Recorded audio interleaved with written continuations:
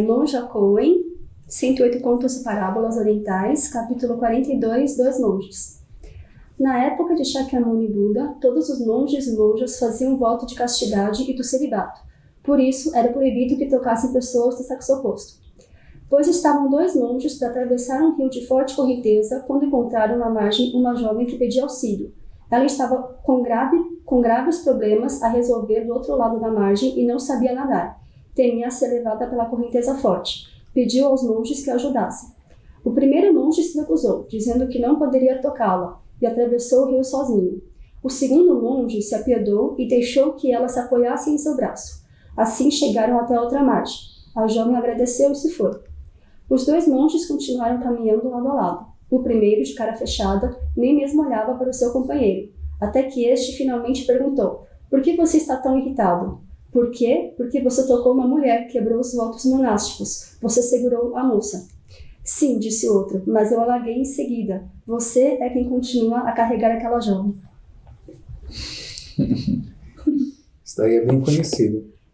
Eu gostei muito. Muito fácil de aplicar nas nossas situações cotidianas.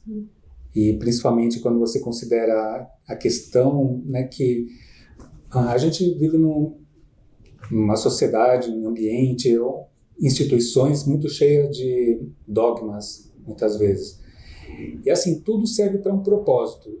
Dentro que eram monges, então eles têm a questão dos preceitos, né? E um dos preceitos para monge é da castidade. Então, você tem que entender que aquele preceito ele tem um propósito. Se você só segue de uma maneira cega, eu vou ser leal àquele princípio, mas muitas vezes você está sendo desleal com várias outras coisas que teriam que ser prioritárias, né? Então, você saber a direção, o direcionamento daquele preceito, o que ele está tentando, está te mantendo dentro de um caminho para alguma coisa benéfica. Mas a gente tem que sempre avaliar. Porque você acaba se prendendo só as palavras dentro disso, Sim. né? E é engraçado, porque é algo que a gente pode aplicar muito no cotidiano, foi o que você falou.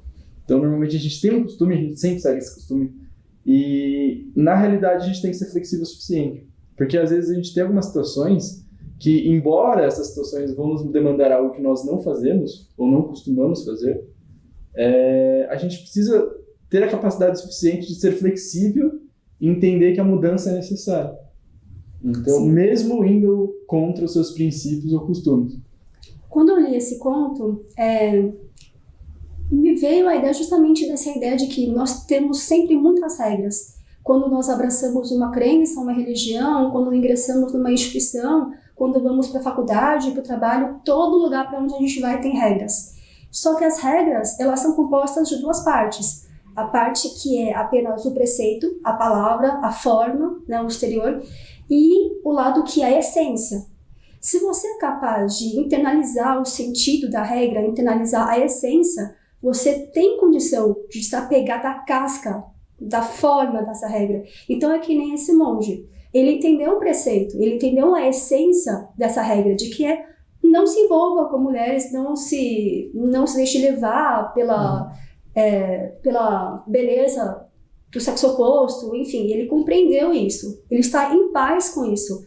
Então, se ele tocar uma mulher para ajudar, se ele estender a mão para uma outra moça para auxiliar em alguma coisa, ele não está violando esse preceito, porque ele entendeu, ele incorporou, ele não tem nenhuma reatividade, né? Tocou a mulher, nossa, me apaixonei. Não, entendeu? Agora, se você se apega, é um tipo de apego também, é uma forma de obsessão. Um dogma, né? um Você se apega a uma regra, né? Aquilo começa a ser... a não trazer tanto sentido, não trazer tanto valor, não agrega mais tanto valor, né? Porque você está apegado a uma forma. Ao invés de você se apegar, não se apegar, mas ao invés de você abraçar e trabalhar a essência dessa regra, você se apega à casca.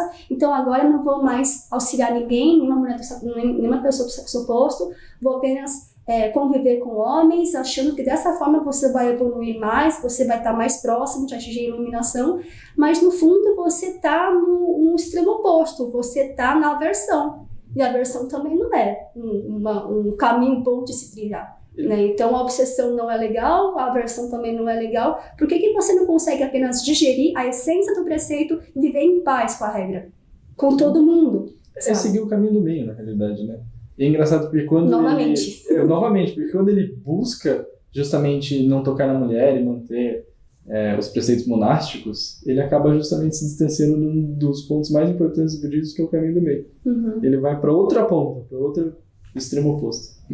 E se o problema era o cara levar a mulher de um lado até o outro, ele estava carregando por quilômetros e mais quilômetros sem perceber. Ele ficou obcecado com essa ideia de que o seu companheiro violou a regra. Porque ele é tão apegado que uma infração a essa regra para ele virou uma obsessão. Ele carregou a mulher internamente por todo o caminho, sendo que o outro auxiliou e deixou a mulher lá e seguiu a sua vida em paz. Né?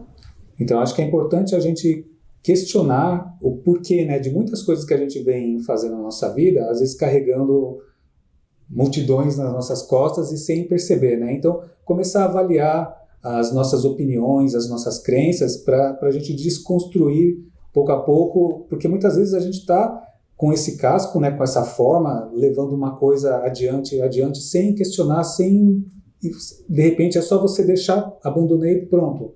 Uma coisa a menos para você carregar e a sua vida vai fazer muito mais sentido. Largar os pesos. Sim. E é importante também, né, a gente questionar as coisas, mas quando tem regras, tudo tem um porquê e também não é a gente, né, eu não vou seguir nenhuma regra porque eu sei que isso é só forma. Não, você tem que reconhecer a importância das regras, né, da conduta, tudo para manter uma ordem, né? Então... Mas sem ser obcecado. Sim. Essa questão das regras, me veio uma imagem também. Vamos supor, tem uma fruta, né? A regra simbolizada aqui pela fruta.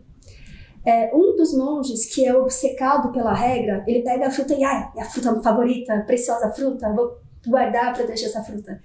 E o outro monge que entende a essência, pega a fruta, tira o casco, come, internaliza a fruta e a fruta passa a ser parte dele.